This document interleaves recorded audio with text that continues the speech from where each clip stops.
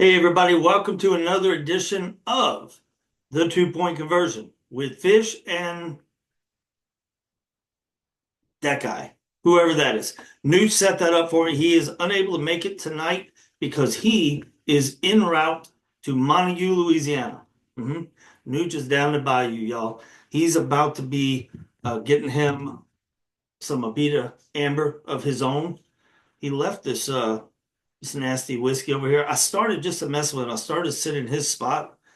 But then I saw what he left, and I'm like, nah, I'm not. At least we got the what he calls the big wave, but it's or the green wave, but it's the big wave. But I got to beat an amber in my hand in reality, so we're gonna go with that. Y'all look, check out our sponsors. We got Lazy Bee Hay Farm over there. We got Lanyap Lures. I can't show you Lazy Bee Hay Farm right now, but I can show you some Lanyap Lures. There's a nice little wake bait. You want to catch some bass, especially if they're over the beds or redfish in the marsh. Just love this. This thing goes about 4 to 6 inches below the surface, and it's like this, and it's pushing a wake in front of it. A very effective lure.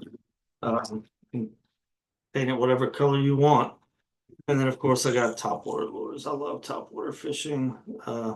Maybe you can see there the lanyap lures. So, hit me up on Instagram if you want some lanyap lures. Everything's good here on the farm. I think I'm finally about to start getting some eggs. So, that's a good thing. That's a good thing. If you notice, we got the white helmet over there underneath where Nootch normally sits. LSU going with a white helmet and some ugly ass yellow jerseys this weekend. Don't know why they're doing it. But I told Nooch it kind of reminds me of the 90s because that's what we're playing like right now. So, yeah, 96. In fact, Nooch said that was the last time he went to an LSU Vanderbilt game was in 96, and LSU won 35 to nothing. And I'm sure they wore those ugly ass yellow jerseys to do it. And we're doing it again. So maybe we'll beat them 35 nothing. I don't know. Last time I went to an LSU Vanderbilt game was in Tiger Stadium, and it rained, and Jordan Jefferson was quarterback. That was the year he threw 9 touchdowns total for the year. That was, and so of course we elevated him to starting quarterback for 2010 as well, and 11 once he got out of trouble. But anyway, I'm not here to bash him. Hey, that family's been good to LSU, and Jordan Jefferson won us a lot of games, but that was a game I went to, and it was ugly. It rained. I had my boys with me. They would have been 7 and 5-ish, and they were miserable. Miserable. I'm like, man, they're never going to want to go back with me again. But anyway, LSU did win that game, so either way, I'll take it this weekend. LSU's on a 3-game losing skid, and it sucks. Um, First Texas A&M, which is really bad for me living in Texas. And not just living in Texas, but having friends and acquaintances that are Texas A&M fans, and worse yet, that know I'm a huge LSU fan, LSU alum. I got to put up with it. Then just getting our doors blown off against Alabama with our big recruits at the game, that sucked. That hurt. Uh, Totally, they just demolished us, ran all over us, just bullied us. And then now we've lost to Florida in the swamp. One of my coworkers, big Florida fan. I gotta live with that. It is what it is. Anyway, let's get to the game and some things. Nooch said if he was gonna make it here, he was gonna light up this team and his coaching staff. And look at the sky behind us; it's on fire. Nooch set that up, y'all. So he was gonna blow up. I don't usually get that animated. I'm gonna complain though. I'm gonna complain, and I'm gonna point out some things that are concerning, alarming, even.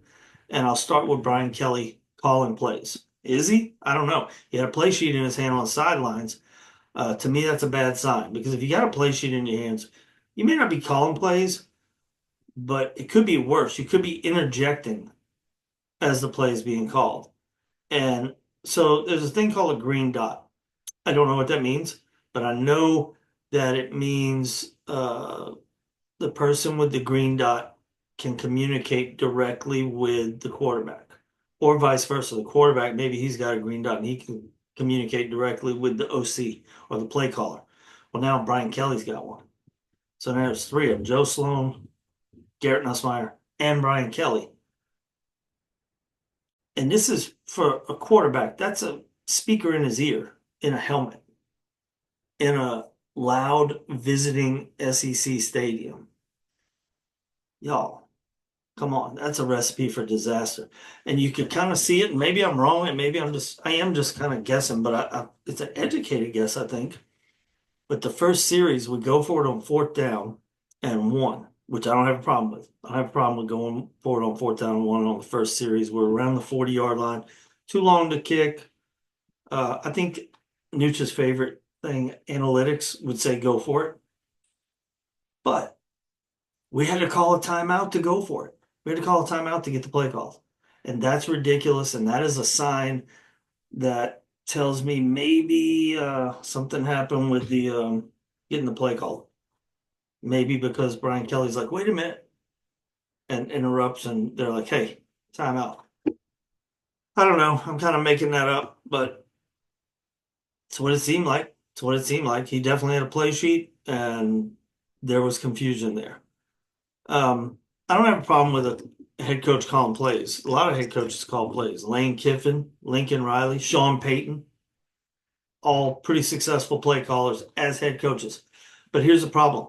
LSU has an offensive coordinator, and it's his job to call plays. Joe Sloan's job to call plays. Let him do it or run him off. Let him call plays or run him off. It's that simple. You got to be careful either way you do it. You got to win games, and I get that. But you run him off, you may lose more than the game. We'll get to that later. All right. That said, maybe this is also a sign that Brian Kelly was involved in the play calling. We were way more balanced on offense than we have been. I mean, it's been ridiculous, y'all. It's been like 67 pass plays to 24 run plays. This time I don't have the numbers in front of me, but I do, if I recall correctly, it was 48 pass plays to 44 run plays. That's a nice balance. LSU also ran the ball for 175 yards. Now, we'll get to the fact that in college, sacks that result in lost yardage, that gets removed from the rushing yards. So we wound up at like 115, and we'll get to why, because we had an ungodly amount of sacks. But LSU ran the ball pretty well, 175 yards on 44 carries. I'll take it. I'll take that all day long. And the balance is beautiful. LSU held the ball for over 2/3 of the time. Time of possession was like 70% in LSU's favor. So on offense, all these different things indicating, yeah, something changed, and you got to figure it was Kelly being involved in the play calling. So time of possession dominated by LSU, dominated. Balance and rushing the ball, all very much improved. And we scored 13 points. I don't know what to say to that. I mean, it's just red zone. Sometimes the play calling, I've questioned it throughout the year, but I always do because I'm a fan and I like to see LSU win. And when we're not successful, I'm going to question things. I'm going to say, well, we could have done this better. It's, what do they call it? Monday morning quarterback or armchair quarterback. We all do it. But I don't know what's wrong with this offense in the red zone and why we can put up the amount of yardage that we do. We control the clock, and we just can't score points. It's mind-boggling. Got to get it fixed. Let's talk about Lacey and Hilton, because I've seen a lot of people talking about this on message boards, on podcasts. Even have some people asking me, is Brian Kelly losing the team? Me, I don't think so. I don't think so. I think, and he addressed especially the Lacey situation. Well, he addressed both of them, but with the Lacey situation, it made a lot of sense to me. Kyron Lacey is a competitive athlete. Okay, high level competitive athlete. One of the leading receivers in the conference. as far as number of catches, touchdowns, yardage, everything. He's one of the leading receivers in the conference. And he was targeted 3 times Saturday. And he got fed up with it. When you're losing and you're that kind of level of athlete, well, he knows that he's the best receiver on the team, and he is, as far as wide receiver. He's the best on the team. Why are you not throwing me the ball? This is ridiculous. And I don't necessarily disagree with him. I think there's a fine line of how you go to your coach with that.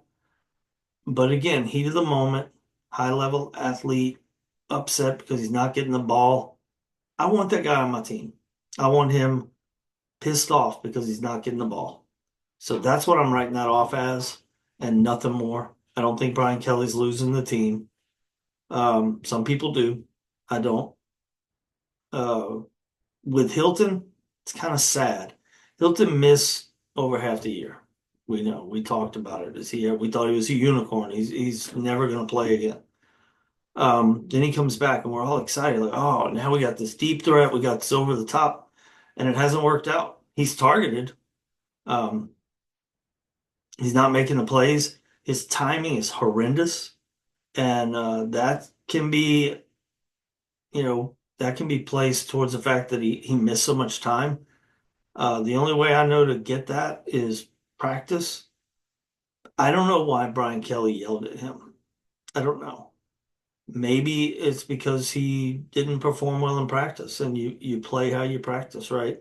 It's like, yeah, see, I told you you got to practice, and you sloughed off in practice, and now you're jumping way too early. By the time the ball gets to you, you're back on the ground, and that's been pretty much every time he's been involved in a jump ball. He hadn't come down with any of them, and usually because of a horribly timed jump. So I don't know. But I think it's a non-issue as far as Brian Kelly losing the team or anything. I don't think that's the case. Um, the 7 sacks is an issue. That's a big, big issue. Big issue to me. We came into the season saying, we got the best offensive line. We said Will Campbell was the best player in the country. I said it. I'm not going to say we. I said it, but Nootch agreed. Nootch agreed with me. So I'll say the 2-point conversion said that. And we were wrong. But he's not bad. He's not the issue. This is a team that went from, I don't know, 6, 7 games in. We had given up 2 sacks. 2. 6, 7 games in with a not very mobile quarterback, giving up 2 sacks. And then in the next couple of games, we gave up 4.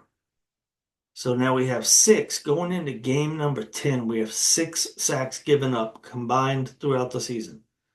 We gave up 6 sacks in the second half against Florida Saturday night. Tack one on from the first half, and there's 7 sacks. We gave up more sacks in this game than we've given up the whole season. Unbelievable. Watching the game, I felt like, Nootch and I have talked about Nussmeier being kind of a gunslinger and he's got to protect the ball, whatever, blah, blah, blah. For most of the season, he has, but here lately, he's been throwing some terrible interceptions, making some bad decisions. And then we get to Saturday night in the swamp, and Nussmeier is, I'm sitting there screaming, throw the ball, get rid of the damn ball. And then he gets sacked because he didn't get rid of the damn ball. He fumbled the ball 3 times. We only lost one of them, thank goodness. But I say fumbled. But yeah, the pressure from Florida was insane. One thing leads to another too. I mean, that's momentum. When you start getting sacks, everybody on the team gets hungry. They all want a sack, and I think they all got one. But yeah, it was pretty bad, and it was like Brian Kelly even said in the press conference, it was almost like it was intentional, and he said it like it was a good thing that he was holding on to the ball. And then what he was meaning was he was being more careful with the ball. Okay, that's good. We don't like interceptions, but you cannot hold the ball and take 7 sacks. Like I said, we had 175 yards rushing, and I think we wound up with like a net of 115 because in the college game, those sacks, when you lose yardage, that comes off of the rushing numbers. So technically, net, we had like 115 yards rushing, and all due to the sacks. You just can't sit there and take sack after sack after sack, especially in the second half of a close ball game. You just kept giving them the ball, and of course, oh well, the defense gave up that big run. Well, damn. Eventually, something's going to happen. The defense played well. We held Florida to 13 points through three quarters. Don't even try to put this on the defense. This is on the offense, and it's got to get straight. You just can't hold a team to 13 points and completely control the time of possession and lose. When you have those statistics, 13 points and completely controlling the time of possession, it is not the defense's fault you lost. It's not. It's the offense. We have scoring issues and we have O-line issues.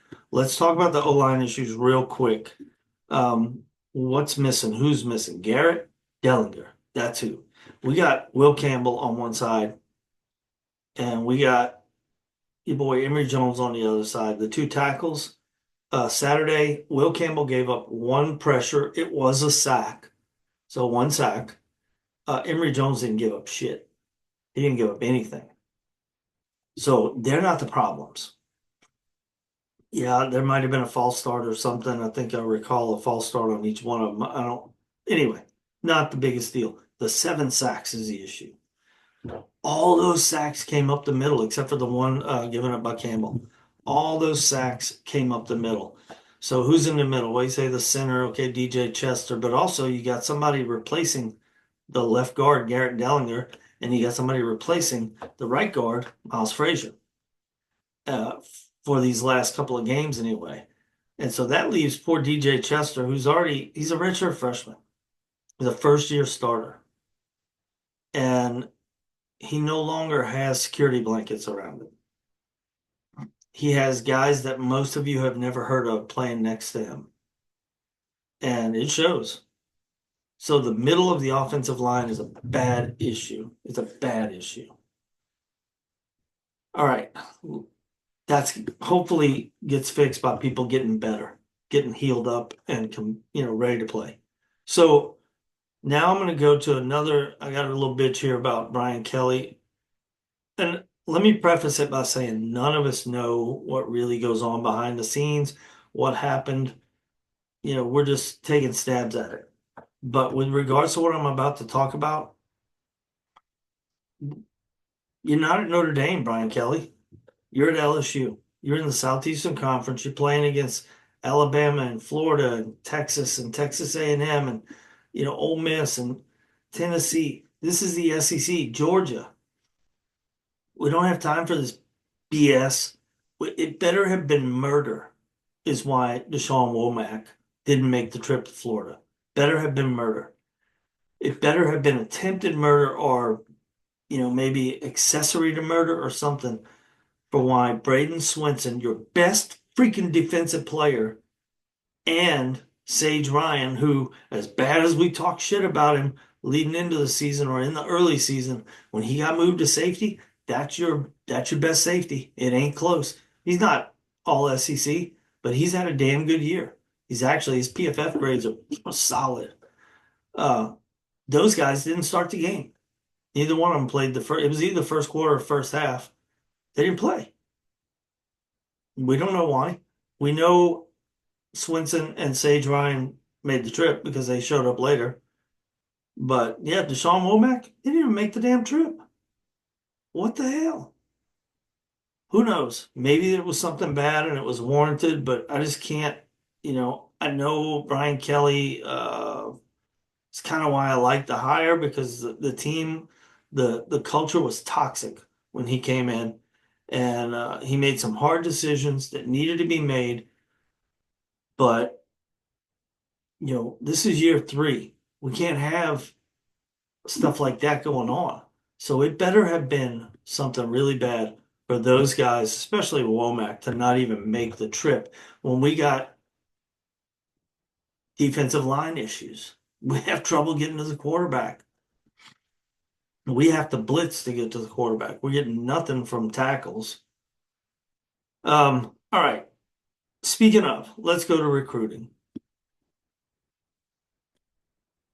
Kind of a funny thing in all of this. We're sitting here complaining there's three losses in a row. LSU sitting at 6-4 and 3-3 in conference, and we were expecting more than that. I was. I was expecting it because I thought the offense was going to be awesome. It's not. I was expecting the defense to kind of suck, but we were going to outscore everybody. Well, the defense has actually played pretty well, especially here lately. Like I said, giving up 13 points to Florida at home in the swamp through three quarters and still lose. But let's talk about recruiting. And I was speaking about those defensive tackles. Last year we had a guy named Mason Smith and we had a guy named Wingo, Makai Wingo. Number 18. How am I forgetting this? But yeah, Makai Wingo. Those two dudes were defensive tackles, high level. And they both left early to go to the NFL draft. Not sure if you know this, if you follow it all that well, but there was actually a point where we were trying really hard to keep them both. And I think had we been able to land Bo Davis in time, we probably would have kept them both. I don't know anything about their careers in the NFL, if they even have them, if they even have a career, or if they're selling insurance in their hometowns. I don't know. But I know I wish we had them at LSU right now, and we don't. I think it does have a little bit to do with the fact that we didn't land Bo Davis in time. I think he could have saved him. But you've heard me complain about the fact that we didn't do shit in the portal last year. Well, the one thing about it that I have trouble wrapping my mind around is when you don't do shit in the portal, you save money. You save money. That's insane. But that's the day and age of college football that we're in. You save money because you didn't have to spend money to get players. There's players that we could have gotten. Probably would have cost us a half a mil to get them for a year or two. It is what it is. Half a mil is what Will Campbell is paid to play at LSU this year. $500,000. He's the highest earner on the team. It is what it is. That's the era in which we play. It infuriates Nootch. I don't like it either. It takes away a lot of my joy for the game, but it is what it is. That's the era in which we play right now. So last year, we went after some targets in the portal and we didn't get them. I don't know if we just didn't want to pay what they were asking. The fact that we didn't have Bo Davis in time, like I said, didn't help, but we didn't get defensive tackles. Ole Miss got them. Ole Miss got them. See where it got them. They're not going to the playoffs either, it doesn't look like. But with that said, that money that we didn't spend carries over. That's one of the differences. I don't think there's any kind of a salary cap in college sports, in college football. So that money carries over to this year coming up, this recruiting class. And lo and behold, LSU's sitting here on the cusp of probably its greatest class ever. When you look at the great classes at LSU, you go back to 2009 and you're like, well, 2009, yeah, Chris Davenport, that doesn't count. Yeah, it does count. Those guys were five stars, but it's not only that. It's not just the five stars. We had several five stars. Craig Loston was one of them. He stuck. Um, but we had guys like Mo Claiborne and some other guys that, even though they weren't five stars, they wound up being first round draft. Michael Brockers, first round draft pick, not a five star. But anyway, that was a great LSU recruiting class. Even though some of the five stars didn't necessarily pan out, some of the 3 and 2 stars did. 2011, the FAM. Remember the FAM? Lyle Collins, Odell Beckham Jr., Jarvis Landry. That's the FAM. And That was a great class. You had guys like Barkevius Mingo. You had, let's see, Russell Shepard. He would have been in '09 actually. So yeah, Russell Shepard was in '09. But yeah, you had some big time players in 2011 and translated to some great LSU teams. We didn't win any championships, but with that '09 team, we really had probably up until 2019, probably the most impressive LSU season ever in 2011. We just didn't win the championship. But so when I say that we have one of the greatest classes in LSU history, or maybe the greatest, I don't think it's one of it. If it all sticks, it's the greatest. Minimum of 4 5 stars, maybe five if we were able to land Jakeem Stewart. So, when I say 5 stars, I'm talking about on three. On three is the site that I'm using. I like the way they do it because they have 32 5 stars. So when you're talking about recruiting and people say, well, stars don't mean anything. Yeah, they do. They actually do mean something. They mean that's the potential that that person has, that player has. Um, and people will point to a Jacob Hester or a Justin Jefferson and say, look, they were just, 2 and 3 stars. That is very, very rare. That is a miss by the recruiting services. It's very, very rare to have a 2 star turn into a great player. And oh, by the way, Jacob Hester, he went to the NFL, but he wasn't a high draft pick. And he wasn't a huge contributor in the NFL. He did stick probably longer than I expected him to, but fullbacks are few and far between now. But anyway, great player for LSU though. Great player for LSU. Hell, Tyrann Mathieu was like a 3 star. I think Nooch would agree, probably the best LSU player we've ever seen in our lifetime. He was a 3 star. Another recruiting miss. They exist. But 5 stars, what that means is that person has the potential to be a great college player. And quite frankly, the way On Three does it, this is what I like about it. There's 32 5 stars. How many teams are there in the NFL? 32. So they're basically saying, here's our 32 5 stars. That's their potential, is they're all first round draft pick potential. Okay. And LSU has 4 of them with a fifth they're very much in contention with.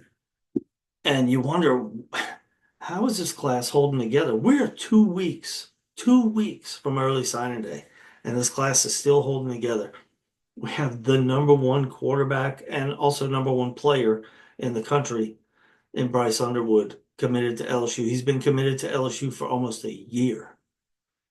Can we lose him at the end? Yeah, we can. I mean, Michigan is throwing out obscene NIL numbers at him, like 7 figures, not six, 7 figures. Talking about Will Campbell making $500,000. This is 7 figures that Michigan is throwing out. How is LSU competing? Well, I'll tell you, it's because they didn't spend any money last year. That's what I was talking about earlier. We didn't get anybody in the portal because we didn't pay for them. And quite frankly, we didn't have really the high level NIL recruits. We do this year. So hopefully LSU is able to hold on to this class. Brian Kelly is not getting fired. I hear that daily. Anytime I pop onto a podcast or a website, a message board, oh, Kelly's on the hot seat. No, he's not. He's in year 3 of a stupid contract where his money is guaranteed. LSU is not Texas A&M, although we do have Texas A&M's former athletic director, and that's a potential issue. Hopefully, Scott Woodward learns to quit with the damn 10-year guaranteed money contracts. I think time is going to play out to where we see that was a huge mistake. And I'm not talking about Brian Kelly. I'm talking about Jimbo Fisher and whoever else he has done that with. Or there's a lot of athletic directors that are making that mistake. It's not just Scott Woodward. But yeah, come on, man, with these stupid contracts. But anyway, 2 weeks out from early signing day, and that's huge with LSU having this potential for the greatest class they've ever had. Was it intentional that they didn't pay out last year? Like they didn't want to play ball? Was it because they were looking forward to this class? On one hand, kind of makes you mad, man. We could have gotten some better players and had a better year. But I mean, if they are able to land this class and we have three fantastic years in a row, or at least two, maybe it was the smart move. I don't know that that's what happened. I doubt it is. I think it's just the way things fell, and then they were like, "Hey, we got a lot of money to play with," and so it is what it is. We'll see what happens, but yeah, 2 weeks till early signing day. Let's talk about uh, just a few days here. Nooch is going to be in Tiger Stadium at night, and he's going to be watching Vandy. Vandy, here's what I know about Vandy. They have a quarterback. His name is Diego Pavia, and he's a handful. He's a problem. Um, I thought Lagway was going to be a problem. Of course, Lagway was injured. I thought Lagway was going to be a problem for Florida. He was playing kind of hamstrung, and I don't know what his injury was. I don't mean he had a hamstring injury. I mean he wasn't as mobile as he usually is. But uh, hopefully LSU was able to contain Diego Pavia. Cool name, by the way. Cool story in general. This guy, man, think about Vanderbilt. They they've beaten Alabama. They're probably gonna, they got a good chance to beat us. They beat Auburn the other day. They played Texas very well. Had a big chance to win. Kind of blew it, honestly, in my opinion. But Vanderbilt is not to be overlooked. And I know LSU is not overlooking anybody right now because we're coming off of three straight losses. This is a this is a must win for the program in general, just to get the swag back. What swag we have, get it back. We need to land this recruiting class. That's what we're playing for right now. Clark Lee is a hell of a coach, in my opinion. He's turned Vanderbilt around. Um, so yeah, that's coming up. I think 6:45 Saturday night is, Nooch isn't here to do all my research. But yeah, I think 6:45 Saturday night in Death Valley. Nooch is going to be in the stadium. Can't wait till next week's podcast so we can hear about all the good food he had. Nooch has good food wherever he is because he's a hell of a cook. But yeah, he's got better ingredients where he is this week down there on the bayou. And he's definitely got that amber, that stuff. I know he is craving that, and he's got it. I hope he brought a big enough truck to haul a bunch of it back to Odessa with him. But hey, y'all, check us out at www.gamedaytigers. I'm sorry, Big T. Y'all check us out at gamedaytigers.com. Nooch, I hope he is able to update with the game topic. But we'll definitely be in chat. We kind of weak in chat the other day, but it's because it was a day game and we all had stuff going on. But yeah, night games are hopping in chat. So we will be in chat. Hey, y'all get in there and tell me what you think about Brian Kelly. Is he losing the team? Let's talk about this recruiting class. We got a thread sticking up at the top on recruiting. Let's talk about it. Y'all come hit us up, gamedaytigers.com. Go Tigers. Hurry home, Nooch. Y'all have a good one.